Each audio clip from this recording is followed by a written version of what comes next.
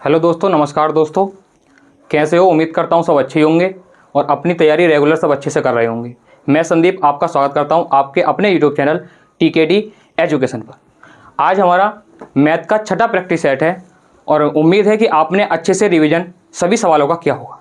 ठीक है, ये जो हमारी आज की छठी क्लास है इसमें सब इंपॉर्टेंट सवाल हैं, आपके एग्जाम में सब यहीं से सवाल आने वाले हैं। ठीक है, और ये सारे सवाल तो मैं अच्छे से रिवीजन कर रहे हैं। देखो क्वेश्चन हमारे दे रखे हैं। आज हमारा जो पहला क्वेश्चन है इसने क्या रखा है, क्वेश्चन नंबर 1 कि व्यंजक 6 की पावर 10 इंटू 17 की पावर 17 इंटू 11 की पावर 27 में अभाज्य गुणनखंडों की संख्या कितनी होगी? अभाज्य गुणनखंडों की संख्या कितनी होगी? देखो दोस्तों, हमें करना क्या है इस सवाल में, ये अभाज्य गुणनखंड है। जितनी भी संख्याएं हैं सभी को हमें अभाज्य में तोड़ लेना है, सभी संख्याओं को अभाज्य में तोड़ लेना है और जो उनकी अभाज्य संख्याओं की पावर होती है उन्हीं का हमें योग करना है। वही हमारे क्या होते हैं, अभाज्य गुणनखंडों के सब टोटल अभाज्य गुणनखंड निकल के वहां से आते हैं। देखो कैसे करेंगे, जैसे मान लो हमारे दे रखा है 6 की पावर 10। अब 6 की पावर 10 को हम तोड़ सकते हैं 2 गुणा 3 में। तो 6 की पावर 10 को हम लिख सकते हैं 2 की पावर 10 इंटू 3 की पावर 10, क्योंकि 6 हमारा भाज्य संख्या थी, इसको हमने अभाज्य में तोड़ लिया 2 गुणा 3। फिर कर सकते हैं इंटू 7 की पावर 17 इंटू 11 की पावर 27 कर सकते हैं, इंटू 11 की पावर 27, 11 की पावर 27। अब देखो दोस्तों, अब इसके अंदर करना कुछ नहीं है, हमारी सारी अभाज्य संख्याएं हैं और यही हमारे गुणनखंड होंगे। जो इनकी पावर्स हैं वही हमारी क्या होंगी, उन्हीं का योग हमारा गुणनखंड होगा। अब इनका योग करना है, वही हमारा क्या होगा, राइट आंसर होगा। देखो दे रखा है हमारा 10 प्लस 10 प्लस 17 प्लस के 27। ये जो पावर्स हैं यही सवारी हमारी सारे क्या होंगे, यही हमारा आंसर है। इनका योग ही हमारा क्या होगा, गुणनखंडों की संख्या, टोटल गुणनखंडों की संख्या होगी। इनका योग करेंगे 7 7 14, 4 5 और 1 हासिल का 6, कितने आ गए टोटल गुणनखंड 64। तो इसका राइट आंसर होगा हमारा 64। ठीक है, गुणनखंडों की संख्या एग्जाम के अंदर पूछी जाती है, इसका राइट आंसर हमारा क्या होगा, 64 होगा। नेक्स्ट क्वेश्चन, अगला क्वेश्चन आपका क्या दे रखा है, देखो ये अच्छा क्वेश्चन है, इंपोर्टेंट क्वेश्चन है। इस क्वेश्चन को देखिएगा, ये हमारा क्वेश्चन दे रखा है अंडर रूट 4 की power 27 plus under root 181 plus के अंडर रूट, यहाँ पर बताना है क्या आएगा। इसकी जगह एक्स मान सकते हैं, कुछ ही मान सकते हैं, ऐसे रहने दो, कोई दिक्कत नहीं। अब देखो करना क्या है तुमको, जब तक ये रूट नहीं हटेगा तब तक हमारा उसका मान निकल के नहीं आएगा। जो भी हमें मान निकालना है इसका मान निकल के नहीं आएगा तब तक हम रूट नहीं हटाएंगे। अब इसका रूट कैसे हटाएंगे, दोनों पक्षों का वर्ग करना पड़ेगा। जब हम दोनों पक्षों का इसके अंदर वर्ग कर देंगे तो रूट वर्ग से हमारा क्या हो जाएगा, खत्म हो जाएगा। तो इधर भी वर्ग करना पड़ेगा हमको, दोनों पक्षों का वर्ग करेंगे, इधर वर्ग हो जाएगा। ठीक, 21 का वर्ग होता है कितना है, 21 का वर्ग होता है 441। 21 का वर्ग कितना होता है, 441। इधर का रूट हटेगा तो ये जो 427 है ये कायम है प्लस में, इधर हम इसको लेकर जाएंगे, ये जाएगा माइनस में। तो 427 इधर जाकर घट जाएगा, माइनस 427 इधर जाकर क्या होगा, घट जाएगा। ठीक है, घट जाएगा। इधर क्या बचेगा, इधर बचेगा हमारा under root 181 plus under root, हमने मान लिया कि ये संख्या हमारी क्या है, x है। ठीक, इधर से हम इसको घटाएंगे, कितना बचेगा, 11 में से हम घटाएंगे तो हमारा बच रहा होगा, 11 में से हम 7 निकालेंगे, कितना बचेगा 4 और कितना बचेगा 1, 14। फिर से वही प्रक्रिया हमें अपनानी है। इधर कितना है 18 प्लस के under root 181 plus under root x।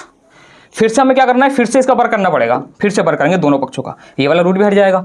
जब इसका वर्ग करेंगे हम और इधर इसका भी वर्ग करेंगे तो ये रूट हमारा क्या होगा, हट जाएगा। यहां से रूट हटेगा, 14 का वर्ग कितना होता है 196, 14 का वर्ग क्या होगा 196, 14 का वर्ग होगा 196 और 181 इसका रूट हटेगा, 181 इधर जाके क्या हो जाएगा, ये भी घट जाएगा। तो इधर 181 को हम घटा देंगे। ठीक है दोस्तों, इधर बचेगा only under root x, under root x. ठीक, इधर से हम जब देखेंगे तो यहां से हमारा पूरा बचेगा, ये कितना 15 बचेगा और इधर अंडर रूट एक्स। जब हम अंडर रूट एक्स का स्क्वायर करेंगे तो इधर से स्क्वायर हटेगा और इधर दोनों पक्षों का वर्ग करने के बाद एक्स का मान निकल के आ जाएगा, एक्स का मान निकल के आ जाएगा हमारा 225। तो इस क्वेश्चन का राइट आंसर होगा 225। इस क्वेश्चन का राइट आंसर क्या होगा, 225 होगा। ठीक है दोस्तों, अच्छा क्वेश्चन है, देखो इसी तरीके से क्वेश्चन को करना है तुम्हें, इससे अलावा कोई भी तरीका क्वेश्चन के अंदर नहीं लगाना है। ठीक, बार बार रिवीजन करोगे तो कैलकुलेशन तुम्हारी अच्छी होगी, और कैलकुलेशन अच्छी होगी तो सभी क्वेश्चनों को अच्छे से और कम समय में कर पाओगे। नेक्स्ट क्वेश्चन हमारा दे रखा है क्वेश्चन नंबर 3। क्वेश्चन नंबर 3 ने क्या रखा है, दो अंकों की दो संख्याओं का में से 8 है, दो अंकों की दो संख्याओं का में से 8 है तथा उनके लैसे तथा में से में 20:1 का अनुपात है। ठीक, उन संख्याओं का गुणनफल क्या होगा, उन संख्याओं का गुणनफल बताना है क्या होगा। लैसे में से का अनुपात तुम्हें दे रखा है और संख्या का में से भी तुम्हें दे रखा है, कितना है 8। लैसे में से का अनुपात क्या है, एलसीएम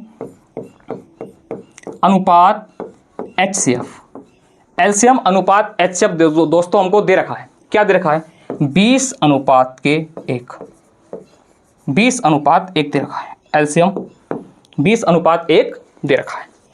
अब इन संख्याओं का हमें में से निकालना है, क्योंकि हमारे पास में से इन संख्याओं का 8 दे रखा है, तो इनका में से जो निकल के आएगा दोनों का में से वो कितना है, में से दे रखा है तुम्हें। जब तुम्हें में से दे रखा है और ये में से किसके बराबर है, ये में से होगा तुम्हारा किसके बराबर 18 के, इसका मान आपको 18 दे रखा है।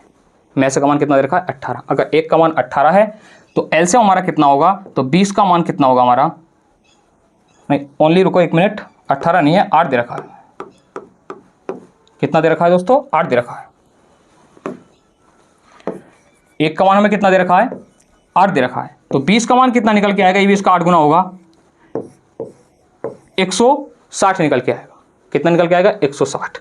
अब हमसे पूछा क्या है दोस्तों, हमसे पूछा है कि उन संख्याओं का गुणनफल क्या होगा। संख्याओं का गुणनफल हमें बताना है, और एक चीज ध्यान रखनी है, लैसे गुणा में से बराबर होता है संख्याओं का गुणनफल। जो संख्याओं का गुणनफल होता है वही हमारा लैसे और में से का गुणनफल होता है। तो हमसे ओनली इनका गुणनफल पूछा है, निकल के आएगा 16 8 128 1280। तो इस क्वेश्चन का राइट आंसर होगा 1280, ऑप्शन ए राइट होगा।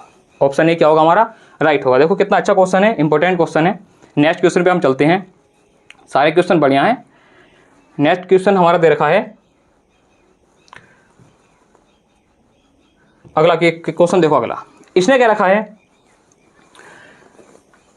बाला यात्रा, क्वेश्चन नंबर 4 है, बाला यात्रा की कुल दूरी 1/3, ये जो बाला है किसी का नाम है, बाला यात्रा की कुल दूरी का 1/3 10 किलोमीटर प्रति घंटे की गति से, और अगली 1/3 20 किलोमीटर प्रति घंटे की गति से, और आखिरी 1/3 60 किलोमीटर प्रति घंटा की गति से तय करता है। तो बाला की औसत गति क्या है, क्वेश्चन बनाओ। क्वेश्चन क्या क्या रखा है, देखो 1/3 समय दे रखा है, तो हम जो मानेंगे यहां पर भी उसने 1/3 दूरी तय की है 10 किलोमीटर के हिसाब से, 20 किलोमीटर से भी 1/3 की है, और 60 किलोमीटर प्रति घंटा के हिसाब से उसने 1/3 दूरी तय की है। हम मानेंगे इसकी दूरी हमने मान ली कितनी है, इसकी दूरी मान ली कुल दूरी है 3। अब तुम्हें क्या पूछा, औसत चाल पूछी है, औसत गति पूछी है। औसत गति का मतलब है कुल दूरी अपॉन के कुल समय, कुल दूरी अपॉन के कुल समय। कुल दूरी हमने कितनी मान ली, कुल दूरी हमने मान ली 3, तो हमारे पास कुल दूरी कितनी है 3 किलोमीटर है। कुल दूरी कितनी दे रखी है 3 किलोमीटर कुल दूरी दे रखी है। अब इसने क्या कहा है, इस कुल दूरी का 1/3, इस कुल दूरी का 1/3 निकालो, कितना निकल के आएगा 1 निकल के आएगा। इस कुल दूरी का 1/3 कितना निकल के आएगा 1 निकल के आएगा। किस स्पीड से तय की है, 10 किलोमीटर प्रति घंटा के स्पीड से उसने तय की है, 10 किलोमीटर प्रति घंटा, तो उसकी समय निकल के आएगा 1/10। समय कितना निकल के आएगा 1/10 निकल के आएगा। उसके बाद गति से और अगली 1/3, फिर से उसने उस दूरी का 1/3 तो 1/3 निकालेंगे 3 का तो 1 ही आएगा, 1/3 20 किलोमीटर प्रति घंटा के हिसाब से समय कितना आएगा 20 आएगा। फिर अगली 1/3 फिर से एक दूरी कितने की स्पीड से 60 के स्पीड पे, ये हमारा कुल समय निकल के आ गया 1/10 प्लस 1/20 प्लस के 1/60 कुल समय। कुल दूरी हमारी कितनी दे रही है 3। यहाँ से कुल समय यहाँ से तुम एलसीएम लोगे, एलसीएम कितना आएगा हमारा, एलसीएम आएगा 60। एलसीएम कितना आएगा, एलसीएम आएगा 60। 10 से 60 को काटेंगे तो 10 छंग 60 6 प्लस 10 से 20 से काटेंगे 20 तिया 60 प्लस 30 से काटेंगे 60 से काटेंगे 60 ही का ना 60। ठीक है दोस्तों, देखो कुल समय हमारे निकल के आएगा 3। यहाँ से हम इसको सोल्व करेंगे, निकल के आएगा 3/10 अपॉन के 60 0 से 0 होगा, 36 18, इसका राइट आंसर क्या होगा? 18 होगा। इस क्वेश्चन का राइट आंसर क्या होगा दोस्तों? 18 होगा। ठीक है, अच्छा क्वेश्चन, इंपॉर्टेंट क्वेश्चन है। औसत चाल हर परीक्षा के अंदर पूछी जाती है। तो औसत चाल का मतलब क्या होता है? औसत चाल का मतलब होता है कुल दूरी अपॉन के कुल समय। टोटल समय तुम्हें काउंट करना होता है, टोटल दूरी काउंट करनी होती है, वही हमारा क्या होता है? औसत चाल होती है। ठीक है, अगला क्वेश्चन, नेक्स्ट क्वेश्चन, नावधारा का क्वेश्चन दे रखा है। क्वेश्चन ने क्या कह रखा है? देखो, इसने कह रखा है शांत जल में एक नाव 16 किलोमीटर प्रति घंटा की चाल से तैरती है। यदि धारा की चाल 5 किलोमीटर प्रति घंटा है, तब धारा की दिशा में 84 किलोमीटर दूरी तय करने में नाव को कितना समय लगेगा? 84 किलोमीटर दूरी तय करने में नाव को कितना समय लगेगा? देखो दोस्तों, नाव को कितना समय लगेगा और धारा की दिशा में 84 किलोमीटर दूरी तय की है उसने। बहुत आसान सवाल है। पूछा क्या है? समय। समय बराबर क्या होता है? टाइम बराबर क्या होता है? टाइम बराबर होता है दूरी अपॉन के स्पीड, डी अपॉन एस। ठीक है, डिस्टेंस अपॉन के स्पीड। दूरी टोटल कितनी तय की है उसने? दूरी तय की है 84। कितनी दूरी तय की है? 84 दूरी तय की है। ठीक है दोस्तों, अब देखो इधर इसने कहा है धारा की दिशा में। जब धारा की दिशा में जाते हैं तो दोनों चालें क्या होती हैं? जुड़ती हैं। इसकी चाल कितनी है? 16 किलोमीटर प्रति घंटा। धारा की चाल कितनी है? 5 किलोमीटर प्रति घंटा। चाल कितनी हो गई? 21 हो गई। 21, तो समय कितना लगेगा उसको? समय लगेगा 21 चौक 84, 21 चौक 84, 21 चौक 84, 4 घंटे। तो इसका राइट आंसर क्या होगा? 4 घंटे। इसका राइट आंसर क्या होगा दोस्तों? 4 घंटे होगा। इंपॉर्टेंट क्वेश्चन, अच्छा क्वेश्चन है। नेक्स्ट क्वेश्चन पे इसका आंसर 4 घंटे हो रहा होगा। अगला क्वेश्चन आपका ये है, आपकी स्क्रीन पर। इस क्वेश्चन को बनाइए, अच्छे से क्वेश्चन को कीजिए। ये क्वेश्चन हमारा दे रखा है, 6 आदमियों ने 1440 रुपये 5% वार्षिक दर से तथा 1650 रुपये 4% वार्षिक दर से उधार लिए, तो 3 वर्ष बाद उसे कुल कितना ब्याज देना होगा? 2 व्यक्ति से ने उधार लिए हैं। एक से लिए हैं 1440 रुपये, एक से लिए हैं 1650 रुपये। 1440 की दर में कितनी दे रखी है? 5%, और इसकी दे रखी है 4%। 3 वर्ष की बात की है। ये वार्षिक ब्याज क्या है? इधर वार्षिक ब्याज 5% है, 3 वर्ष का कितना हो जाएगा? 15% हो जाएगा।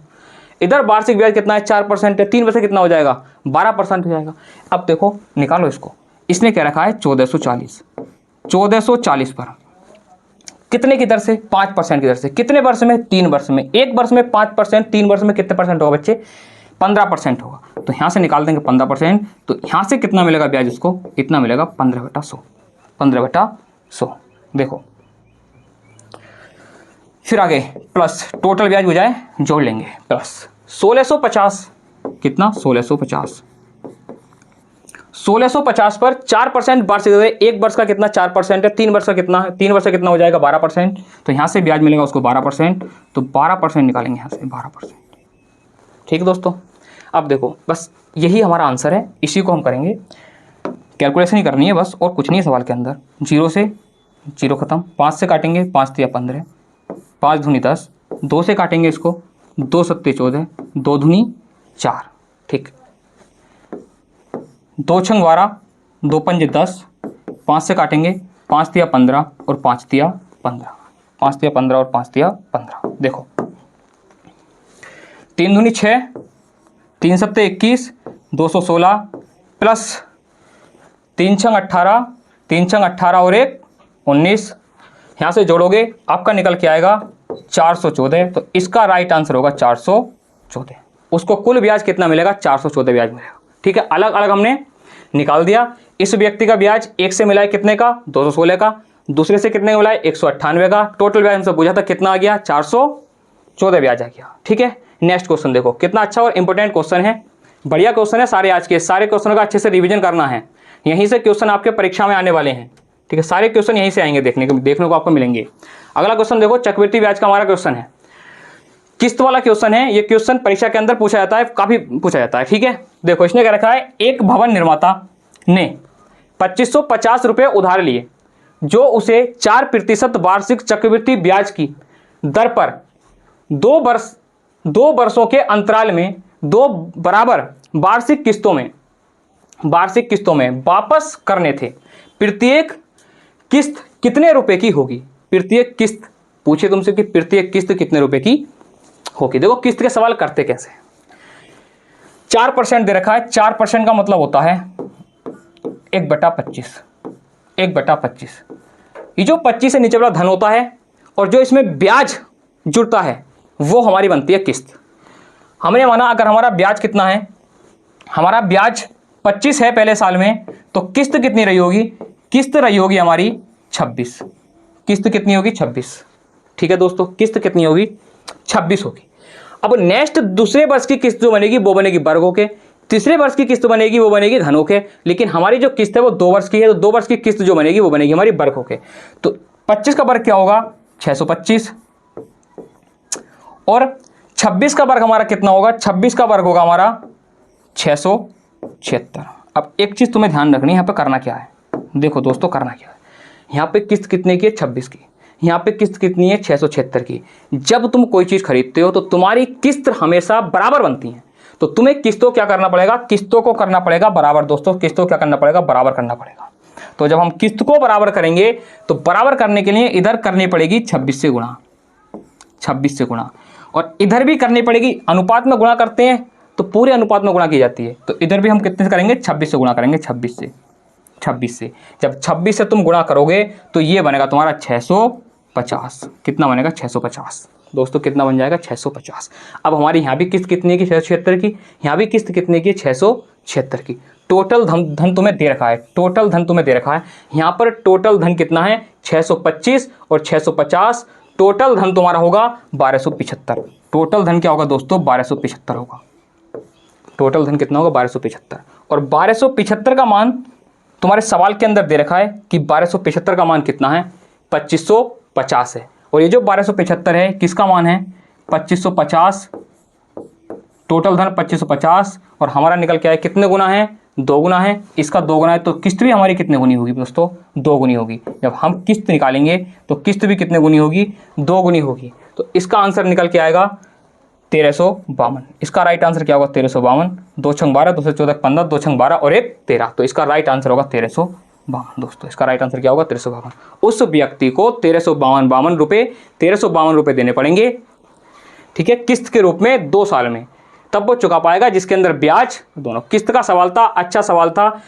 चक्रवृद्धि ब्याज की किस्त अलग होती है, साधारण ब्याज की किस्तें अलग होती हैं। चक्रवृद्धि ब्याज के अंदर किस्तें अलग क्यों होती है? क्योंकि इसके अंदर ब्याज पर भी ब्याज हमें दिया जाता है, इसलिए चक्रवृद्धि ब्याज की किस्त अलग होता है। और इसका तरीका, और यही तुम्हारा बेस्ट तरीका है, इसी तरीके तुमको इस सवाल को करना था।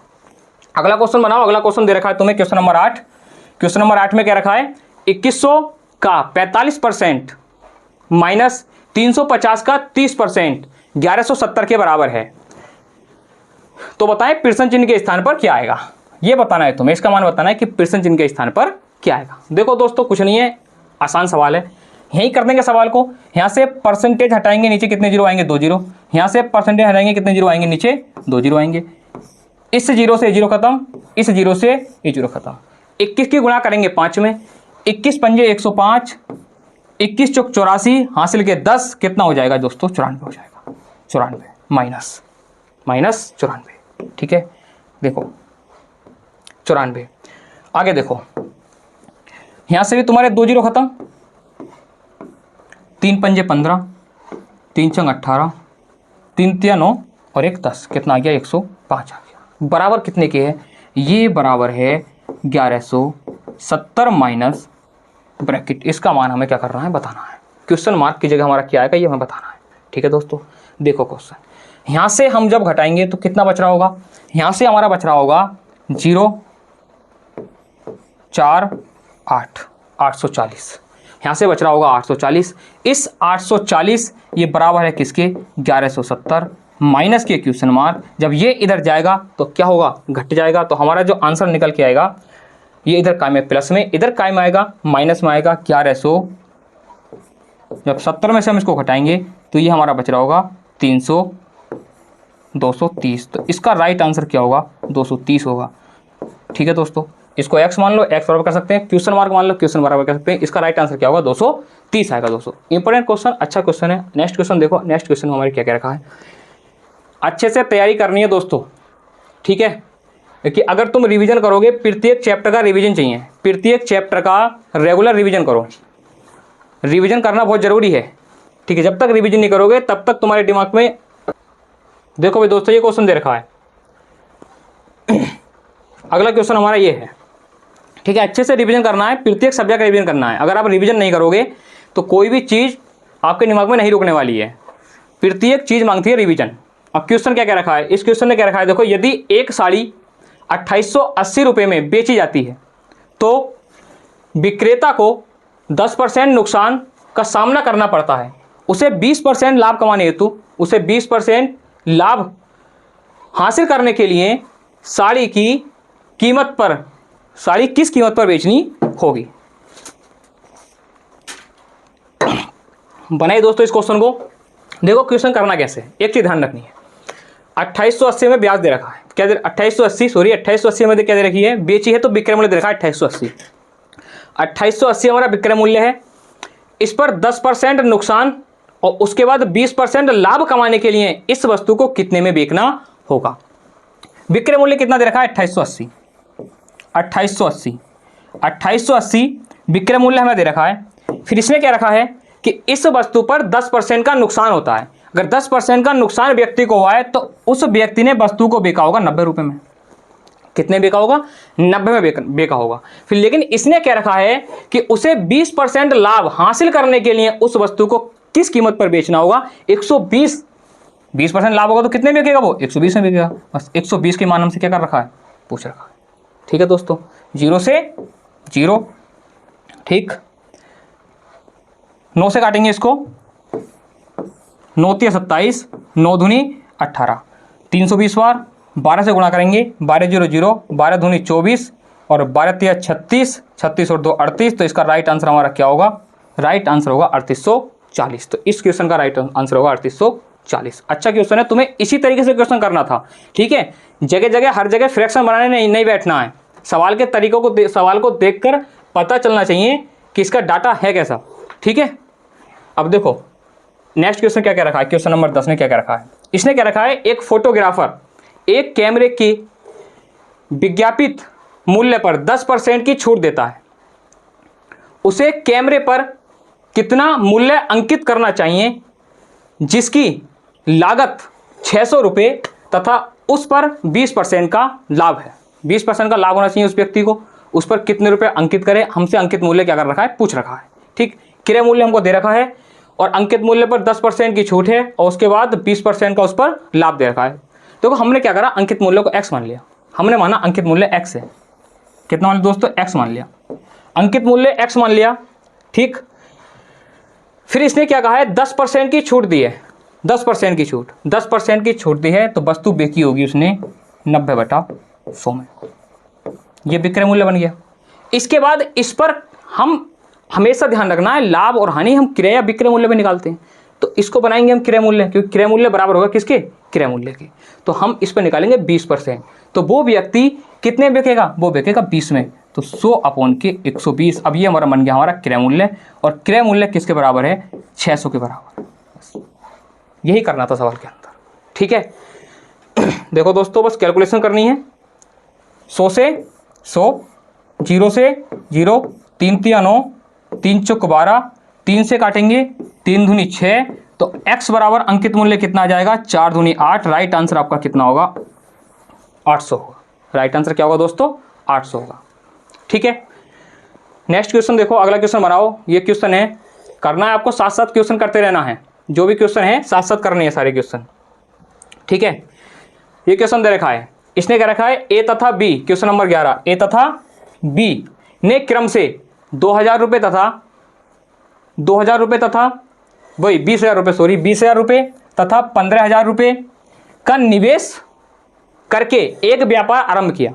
6 महीने के पश्चात सी भी 2000 रुपये के साथ उसमें शामिल हो गया। कितने माह के पश्चात, 6 माह के पश्चात सी शामिल हुआ है 20,000 रुपये लगाकर। फिर क्या रखा है, व्यापार आरंभ करने के 2 वर्षों के बाद अर्जित लाभ उसका कितना दे रखा है, 25,000 रुपये दे रखा है। तो बताना है बी का लाभ क्या होगा। ठीक है, टोटल लाभ हमें दे रखा है। अब मैं तुम्हें एक चीज़ क्वेश्चन काफ़ी करा दिए, जो पिछले हमारे प्रैक्टिस हो रहे हैं उसमें प्रैक्टिस सेट के अंदर काफ़ी क्वेश्चन हमने करा दिए हैं। तो उसके अंदर बता रखा है कि जो हमारा धन का अनुपात होता है भाई हमारा क्या होता है, लाभ का अनुपात होता है। तो यहाँ हम निकालेंगे धन का अनुपात। धन का अनुपात क्या होगा, कितने व्यक्ति दे रखे हैं, 3 व्यक्ति हैं, एक व्यक्ति ए है, एक व्यक्ति बी दे रखा है और एक व्यक्ति सी दे रखा है। ए ने कितने रुपये लगाए हैं, ए ने लगाए हैं 20,000 रुपये। कितने लगाए हैं, 20,000 रुपये। ठीक है, बी ने लगाए हैं 15,000 रुपये। बी ने कितने लगाए हैं, 15,000 रुपये। अब सी ने 6 महीने बाद लगाए हैं कितने हज़ार रुपये, 20,000 रुपये। सी ने लगाए हैं 6 महीने बाद 20,000 रुपये। ठीक है दोस्तों, इसका अनुपात निकालेंगे। अब एक चीज़ ध्यान रखनी है, ये जो धन है ये 2 वर्ष तक लगा है। 2 वर्ष का मतलब होता है 24 महीने तक लगा है। इससे ए ने भी लगाया कितने महीने तक, 24 महीने तक। इससे बी ने भी लगाया कितने महीने तक, 24 महीने तक। और जो सी ने लगाया है वो 6 माह के बाद लगाया है। 6 माह के बाद लगाया तो इसने लगाया होगा 18 माह के लिए। तो सी ने धन लगाया कितने माह के लिए, हमारे 18 माह के लिए। ठीक, अनुपात निकालेंगे। मैंने कहा था जो इसका अनुपात होगा, जो हमारा धन का अनुपात है भाई हमारा किसका अनुपात होगा, लाभ का अनुपात होगा। ठीक, यहाँ से हम अनुपात निकालेंगे दोस्तों। अनुपात हमारा निकल के आएगा, देखो 3 जीरो खत्म, 3 जीरो, 3 जीरो से 3 जीरो कैंसिल, 24 से काटेंगे डायरेक्ट, 24 से 24, 24 से 24। देखो 24 का मतलब क्या होता है, 24 का मतलब होता है 6 चौक 24। ठीक, तो 4 से इसको काटेंगे 5 बार और 6 को इससे काटेंगे कितनी बार, 3 बार। ठीक है दोस्तों, काटना है ऐसे ही तुमको। 5 से काटेंगे कितनी बार, 5 या 15, फिर 5 से काटेंगे 5 चौक 20। तो अनुपात निकल के आएगा 4:3:3। ये अनुपात निकल के आया। इनके धन का अनुपात निकल के आया, यही हमारे किसके बराबर होगा, लाभ के बराबर होगा। और टोटल धन का अनुपात हमारा कितना है, टोटल धन इन्होंने कहा कितना लगाया अनुपात के अंदर, 10 लगाया है। और 10 का मान कितना दे रखा है सवाल के अंदर, टोटल लाभ कितना दे रखा है, 25,000 दे रखा है। कितना दे रखा है, 25,000 दे रखा है, 25,000।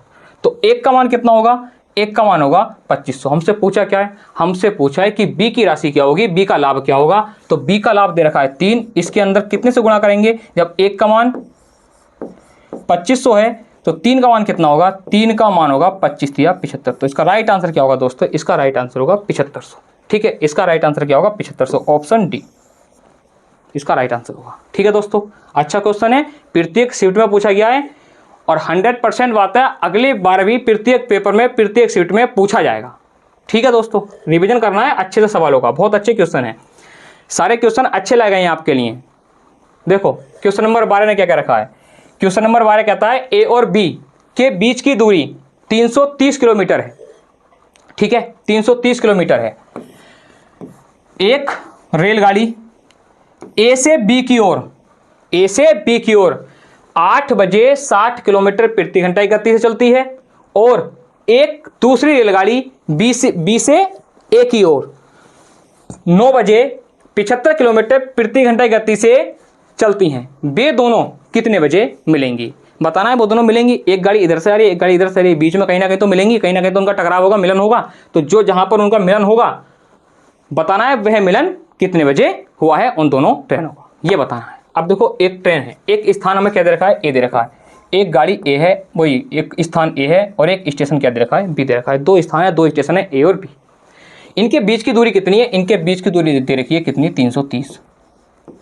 बीच की दूरी कितनी है दोस्तों, 330 दे रखी है। ठीक है दोस्तों, अब देखो इसने क्या रखा है, रेलगाड़ी ए से बी की ओर 8 किलोमीटर। एक रेलगाड़ी 8 बजे चलना शुरू करती है, कितने बजे, 8 बजे ए से चलना शुरू करती है। इस रेलगाड़ी ने ए से बी की ओर 8 बजे चलना शुरू किया, जिसकी स्पीड कितनी है, जिसकी स्पीड है 60 किलोमीटर प्रति घंटा।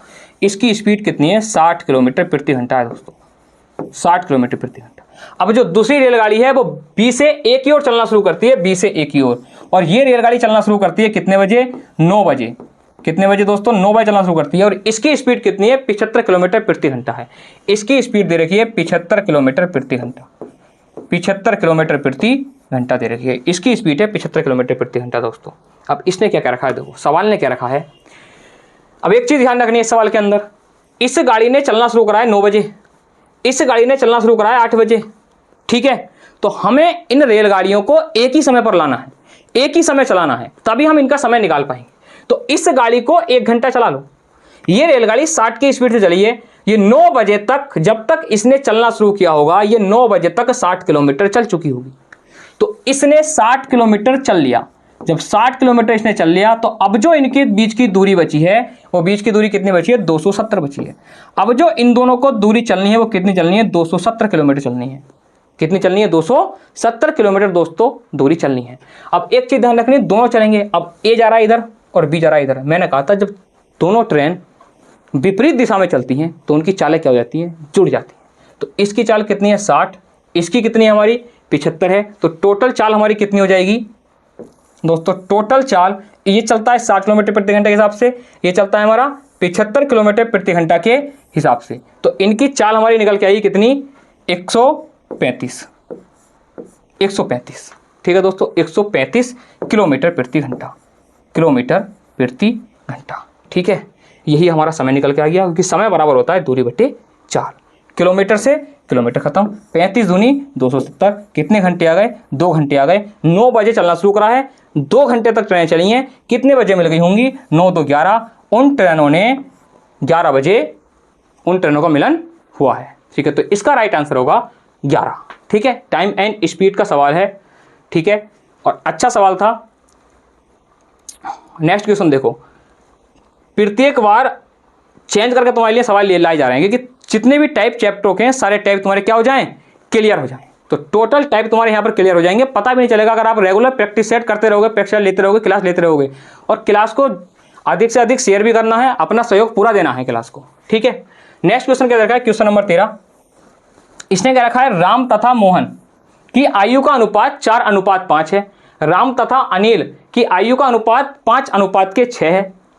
यदि उन तीनों की आयु का योग 59 है, 69 वर्ष है, तो राम की आयु क्या होगी? ठीक है, राम की आयु बतानी है। राम की आयु क्या होगी? अब एक चीज तुम्हें ध्यान रखनी है, ये जो राम का अनुपात है, 2 अनुपात हमें दिए होते हैं, 2 सेम दे रखे हैं राम राम। इनकी एक राम इधर एक राम इधर है, इनकी आयु क्या होनी चाहिए? बराबर होनी चाहिए दोनों की आयु। अगर दोनों की आयु देखिए तो बराबर होगी। इसको उल्टा कर लो, कोई दिक्कत नहीं है। जब इसको उल्टा करेंगे तो हम मोहन,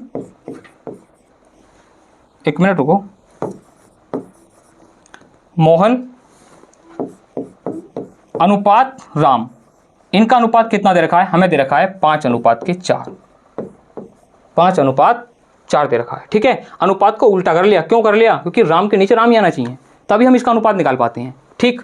और इधर राम अनुपात अनिल, इसका अनुपात कितना दे रखा है? इसका अनुपात दे रखा है 5:6। 5:6। अब यहां से ये वही बन गया A अनुपात B अनुपात C। यहां से अनुपात निकाल सकते हैं हम। राम M अनुपात R अनुपात A, इनका अनुपात निकल के आएगा। गुणा करते हैं, इधर गुणा करते हैं और इस तरह से गुणा करते हैं। अनुपात निकालना आता होगा, ये जो पहली तुम्हारी क्लास है उनके अंदर अनुपात निकालना तुमको सब सिखा दिया। 5 पंजे 25, यहाँ से निकल के आएगा 4 पंजे 20, यहाँ से निकल के आएगा 6 चौक 24, ठीक है। अब देखो सवाल ने क्या क्या रखा है। सवाल ने क्या रखा है? उन तीनों की आयु का अनुपात तुम्हें, उन तीनों की आयु का योग तुम्हें दे रखा है। यहाँ से इसका योग करेंगे, टोटल योग कितना बैठेगा? 24, हमारा 44 नहीं 24, 6 चौक 24, 4 पंजे 20, ठीक है। टोटल अनुपात कितना बैठेगा? यहाँ से 5 और 9 69 ही बैठेगा। टोटल अनुपात कितना बैठा तुम्हारा? 69। और इसका ही मान तुम्हें कितना दे रखा है? 69 ही दे रखा है। मतलब कि 1 गुना है। तो इसके अंदर पूछी किसकी आयु है? इसने पूछी है राम की आयु। तो राम की आयु कितनी है? 20। तो हमारा आंसर भी क्या होगा? 20 ही होगा। तो इसका राइट आंसर होगा 20। कितना राइट आंसर होगा इसका? 20 ही राइट आंसर होगा, ठीक है। क्योंकि 1 का मान 1 ही निकल के आया है, तो इसमें भी हमारा 20 का मान 20 ही होगा।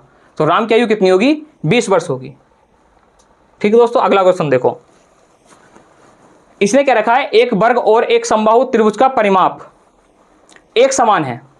यदि वर्ग का विकर्ण 12√2 सेंटीमीटर है तो त्रिभुज का क्षेत्रफल कितना है? ठीक है दोस्तों, मैंने पहले बता दिया, ये जितने भी सवाल तुम्हारे आएंगे, क्षेत्रफल हो आयतन हो, ठीक है, इनके अंदर सबके फॉर्मूले याद होने चाहिए। अब इसने क्या रखा है? एक वर्ग दे रखा है हमें और एक समबाहु त्रिभुज दे रखा है। इनके परिमाप क्या है? दोनों के बराबर हैं, ठीक है। अब देखो वर्ग का विकर्ण तुम्हें दे रखा है। वर्ग का विकर्ण कितना है? 12√2 दे रखा है, 12√2। और जो वर्ग हमारा होता है, जो वर्ग का विकर्ण होता है वो होता है a√2। यहाँ से a का मान हम निकाल सकते हैं 12√2। 2 दोस्तों, 12√2, 2 से 2 कैंसिल होगा, √2, तो a बराबर कितना आया दोस्तों, a बराबर आया 12, a बराबर 12। ठीक है दोस्तों, a बराबर 12। अब एक चीज़ बताओ, इसने क्या रखा है, वर्ग और समबाहु त्रिभुज का परिमाप क्या है, एक समान है। दोनों त्रिभुज, दोनों के परिमाप क्या दे रखे हैं, समान दे रखे हैं। और समबाहु त्रिभुज का परिमाप क्या होता है, 3a होता है दोस्तों, और वर्ग का क्या होता है, 4a होता है, 4a क्या होता है, 4a। जब a का मान रखोगे तो परिमाप तुम्हारा क्या निकल के आएगा, तुम्हारा परिमाप निकल के आएगा 12 चौक 48, 12 चौक 48, 12 चौक 48 किसके बराबर होगा, 3a बराबर 12 चौक 48। समझ में आई भाई दोस्तों। देखो करा कैसे हमने, परिमाप दोनों के बराबर हैं। इसका परिमाप 4a बराबर है किसके, 3a के। 3a हमें त्रिभुज का परिमाप 3a, यहाँ से त्रिभुज की भुजा निकालनी है, a का मान निकालना है, ठीक। और 4a होता है किसका, वर्ग का परिमाप, और उसकी भुजा हमारे पास निकल के आएगी, कितनी आएगी, 12, a का मान 12 है, 12 चौक 48, ये बराबर होगा त्रिभुज के परिमाप के। तो यहाँ से a का मान निकल के आएगा दोस्तों, a का मान निकल के आएगा कितना, 16×48, 16 a का मान निकल के आएगा, a का मान। अब इसने पूछा क्या है, इसने पूछा है त्रिभुज का क्षेत्रफल क्या होगा। इसने क्या पूछा है, त्रिभुज का क्षेत्रफल क्या होगा। अब त्रिभुज के क्षेत्रफल का फॉर्मूला क्या होता है, त्रिभुज के क्षेत्रफल का फॉर्मूला होता है 3√3/4a², ये होता है त्रिभुज के क्षेत्रफल का फॉर्मूला दोस्तों। तो √3/4 इंटू a का मान कितना दे रखा है, 16 दे रखा है, इंटू a का मान कितना दे रखा है, 16, 4 चौक 16, 16 तिया 48। इसका राइट आंसर क्या आ रहा होगा दोस्तों, इसका राइट आंसर आ रहा होगा 16 चौका 64, सॉरी 16 चौका 64। तो इसका राइट आंसर आएगा 64√3 दोस्तों, 64√3 इसका राइट आंसर होगा, 64√3। ठीक, कितना अच्छा और इंपॉर्टेंट सवाल है, ठीक है, और कितनी आसानी से हमने इस सवाल को कर लिया दोस्तों। अब देखो नेक्स्ट क्वेश्चन, देखो अगला क्वेश्चन, क्वेश्चन नंबर 15 क्या कहता है, क्वेश्चन है बहुत पूछा जाता है क्वेश्चन। इसने क्या रखा है, इसने क्या रखा है, क्वेश्चन 15 आसान क्वेश्चन है, काफी आसान क्वेश्चन है। इसने क्या रखा है, 101 प्लस 102 प्लस 103 प्लस ... 200 तक का योग क्या होगा। अब दोस्तों अगर हमें योग निकालना है, योग निकालना है, समांतर श्रेणी में संख्याएं दे रखी हैं, अगर उनका योग निकालना है तुम्हें करना क्या है, योग बराबर होता है औसत। योग बराबर क्या होता है दोस्तों, औसत इंटू कुल संख्या, टोटल नंबर, कुल संख्या, कितनी संख्याएं हैं, टोटल संख्या, कुल संख्या। ठीक है, औसत बराबर क्या होता है दोस्तों, योग बराबर होता है औसत इंटू कुल संख्या, टोटल संख्या। ठीक, अब देखो इधर औसत क्या हुआ, समांतर श्रेणी में औसत कैसे निकालते हैं, औसत निकालते हैं पहली संख्या और लास्ट की संख्या का योग अपॉन के 2 से भाग। तो पहली संख्या कितनी है, 101 है, लास्ट की संख्या कितनी है, 200 है, तो दोनों का योग कितना आएगा, यहां से निकल के आएगा 301। तो 301 औसत के लिए 200 भाग करेंगे, इंटू कुल संख्याएं कितनी है, 101 से 200 तक कितनी संख्याएं हैं, 100 संख्याएं हैं। 101 से 200 तक कितनी संख्याएं दोस्तों, 100 संख्याएं हैं। 2 से काटेंगे, 2 पंजे 10, 50 का ना 50 और 5 तिया 15, 150। तो इसका राइट आंसर क्या होगा, 1550। तो इसका राइट आंसर होगा 1550, ऑप्शन सी दोस्तों, इसका राइट आंसर क्या होगा, 1550। बेस्ट तरीका है, अच्छा तरीका है, इसी तरीके से तुम्हें सवाल को करना था। 1 लाइनर क्वेश्चन है, बिल्कुल आसान क्वेश्चन था दोस्तों। ठीक है, नेक्स्ट क्वेश्चन क्या दे रखा है, ये देखो क्वेश्चन नंबर 16। क्वेश्चन नंबर 16 ने क्या रखा है, क्वेश्चन नंबर 16 ने क्या रखा है, मिश्रण ए में 10% एसिड तथा मिश्रण बी में 30% एसिड है। मिश्रण ए को मिश्रण बी के साथ किस अनुपात में मिलाया जाए ताकि मिश्रण 25% एसिड प्राप्त हो। मिश्रण में कितना परसेंट एसिड प्राप्त हो, 25%। मिश्रण का सवाल है, एलिगेशन से हम कर सकते हैं। एलिगेशन का मतलब क्या होता है, ए दे रखा है एक दे रखा है ए, एक दे रखा है बी, एक दे रखा है बी। बी में ए में एसिड कितना है, 10% है।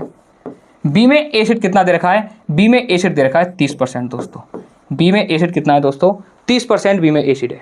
ठीक है, अब इसने जो मिलाया है, इसने मिलाया है 25%, टोटल मिलाकर कितना हो गया, 25% हो गया। एलिगेशन लगाओ, एलिगेशन का मतलब होता है तिरछा घटा देना।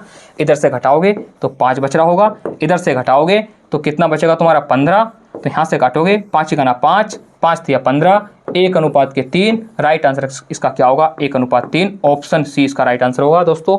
नेक्स्ट क्वेश्चन, अच्छा क्वेश्चन है। नेक्स्ट क्वेश्चन देखो दोस्तों, नेक्स्ट क्वेश्चन क्या क्या रखा है। नेक्स्ट क्वेश्चन में क्या रखा है, क्वेश्चन नंबर 17।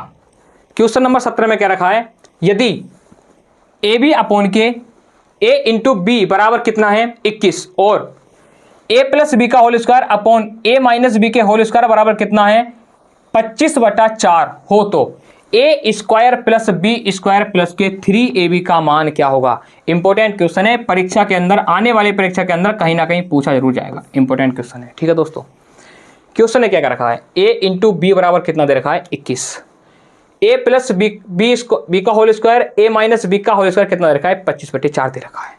अब इक्वेशन, अब देखो सवाल को लॉन्ग तो करना नहीं है, आसानी से करना है, शॉर्ट करना है। अब देखो यहाँ पर a इंटू बी है, तो a इंटू बी है तो इसका गुणनखंड करने के बाद हम a इंटू बी का मान निकाल सकते हैं। इसके दो ही गुणनखंड हो सकते हैं, या तो हो सकता है 21 इंटू 1 या हो सकता है 7 इंटू 3, 7 इंटू 3। अब देखो दोस्तों, अब पता कैसे करें कि इनमें से कौन सा गुणनखंड है। ये हमें इक्वेशन दे रखी है, अगर ये इक्वेशन सेटिस्फाई होती है मान रख के, तो जिस मान से हमारी ये इक्वेशन सेटिस्फाई होगी वही हमारे क्या होंगे, सही मान होंगे ए और बी के। 21 और 1 जब ए और बी रखोगे 25 25 का वर्ग 625 तो कोई मतलब नहीं है, ये नहीं हो पाएगा, ये तो बिल्कुल गलत है। इसको और क्या देखते हैं हम, 7 यहाँ पर 7 रखा, यहाँ पर 3 रखा, 7 3 कितना हो गया 10, और 10 का मतलब क्या हो जाएगा, 10 का वर्ग कितना हो जाएगा 100 हो जाएगा दोस्तों। इसके बाद a माइनस बी मतलब 3 में से 4 निकालेंगे तो कितना आ जाएगा, 3 में से 7 में से 3 निकालेंगे कितना बचेगा 4, 4 चौक 16। जब इसको हम काटेंगे ये कटेगा 25 बार और ये कट रहा होगा 4 चौक 16, 25/16 मतलब कि इक्वेशन हमारी क्या होगी, सेटिस्फाई होगी।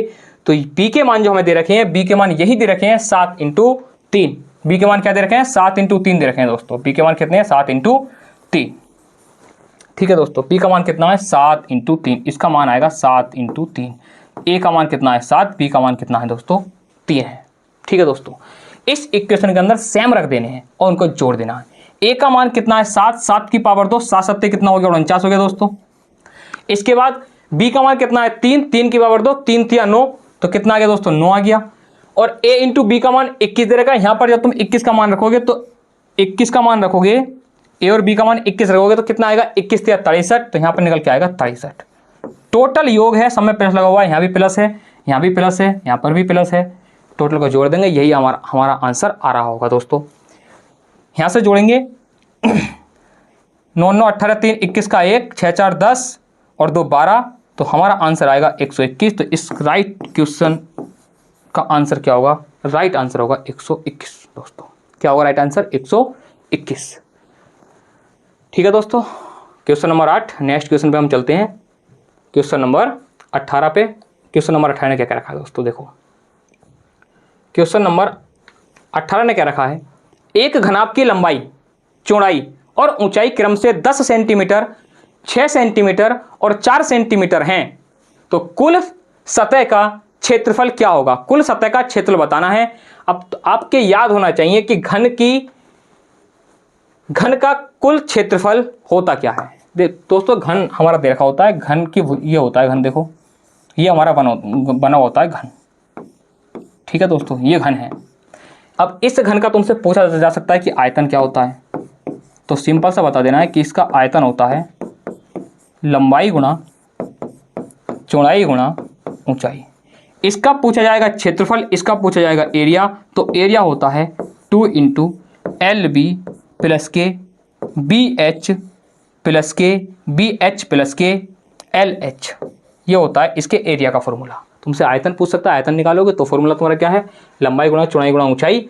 और तुमसे एरिया पूछेगा क्या होता है 2LB प्लस के BH प्लस के LH होता है। बस हमसे एरिया पूछा है, AB के मान दे रखे हैं, लंबाई हमें 10 दे रखी है, चौड़ाई कितनी है 6 दे रखी है, ऊंचाई कितनी है 4 दे रखी है। ठीक है दोस्तों, बस मान रखना है। अब देखो मान 2 इंटू डायरेक्ट रखेंगे मान 10 छंग 60, पहले गुणा होनी है L और B की, फिर BH की, फिर LH की, गुणाई तो करनी है। 10 छंग 60 प्लस 10 चौक 40 प्लस 6 चौक 24, ये निकल के आया दोस्तों। ठीक है, फिर क्या रखा है 2 इंटू कितना हो गया 60 40 100 124, 124, तो हमारा राइट आंसर निकल के आएगा 248। इसकी गुणा करोगे 124 दूनी कितने होते हैं 248, तो इसका राइट आंसर होगा 248, ऑप्शन ए। ऑप्शन ए क्या होगा राइट आंसर। फॉर्मूला तुम्हारे याद होना चाहिए, फॉर्मूला याद है तो बच्चे आसानी से इस सवाल को बना सकते थे। नेक्स्ट क्वेश्चन देखिएगा, नेक्स्ट क्वेश्चन क्या क्या रखा है। नेक्स्ट क्वेश्चन है और यही हमारा आज का लास्ट क्वेश्चन है, आज 19 ही क्वेश्चन है दोस्तों। क्वेश्चन ने क्या क्या रखा है देखो, क्वेश्चन नंबर 19, क्वेश्चन नंबर 19 ने क्या रखा है, एक आयताकार खेत की लंबाई 20% बढ़ा दी जाए और चौड़ाई 20% घटा दी जाए तो इस आयत का क्षेत्रफल 192 मीटर होगा, 192 मीटर स्क्वायर होगा। तो मूल आयत का क्षेत्रफल क्या होगा, मूल आयत का क्षेत्रफल क्या होगा। देखो दोस्तों, आयत की लंबाई में कितने परसेंट की वृद्धि की गई है, लंबाई में 20% की, मतलब होता है 1/5, 20×500। फिर चौड़ाई में कमी की गई है कितने की, 20% की, 1/5। पहले की हमने लंबाई के अंदर वृद्धि, तो लंबाई कितनी होगी 5 से 6 होगी, 5 से 6। फिर हमने चौड़ाई के अंदर की कमी, तो ये बन गई 5 से 4, कितनी बन गई 5 से 4, ये निकल के आ गया अनुपात दोस्तों, अनुपात निकल के आ गया दोस्तों। अब देखो इधर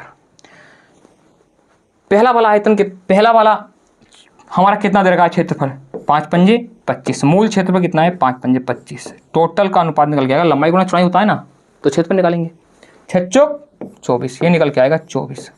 आपको 24 का मान दे रखा है, 24 का मान दे रखा है, 24 का मान कितना दे रखा है दोस्तों, 24 का मान दे रखा है कितना 192, 24 का मान है 192, 24 का मान 192 कितने गुना है, 24 का मान है 192 8 गुना, तो इसको भी हम 8 गुना करेंगे इंटू 8, तो 25 अट्ठे कितने होंगे, 25 अट्ठे हमारे होंगे 200, 25 अट्ठे 200, तो इसका राइट आंसर क्या होगा 200 होगा दोस्तों, ऑप्शन में नहीं है लेकिन इसका राइट आंसर हमारा क्या होगा 200 होगा। ठीक है दोस्तों, नेक्स्ट क्वेश्चन देखो दोस्तों। ठीक है, नेक्स्ट क्वेश्चन बस यही क्वेश्चन है, इसका आंसर होगा हमारा नन ऑफ दीज, इनमें से